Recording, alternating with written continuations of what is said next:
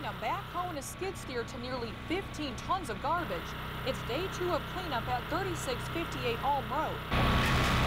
The cleanup crew out here is going through all of the items and separating them into 3 different categories. Your typical junk, hazardous materials that can't go to a landfill like refrigerators or batteries, and waste that poses a human health risk. Things like drain oil, there's propane out there, tar, just some substances that weren't necessarily being stored properly.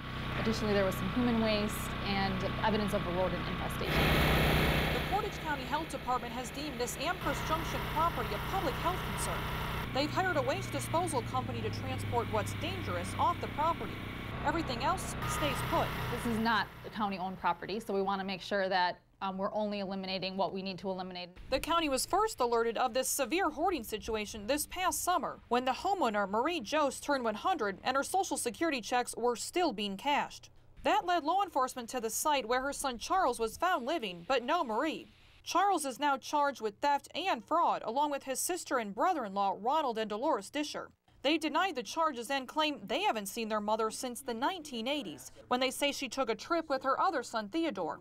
But just recently, investigators found bone fragments on the land that are currently being tested by the state crime lab. How did it get to be this far that there were these hazards? Should you guys have inspected this years ago? Well, I just became the health officer in July, so, I'm not really quite sure what has happened in the past, but now that we do know about it, we are taking necessary steps in order to make sure that things are abated appropriately. And as authorities now narrow in on these 2 missing persons cases, it's possible whatever's here could lead them to whatever happened to Marie and Theodore Jost. In Portage County, Madeline Anderson, News Channel 7.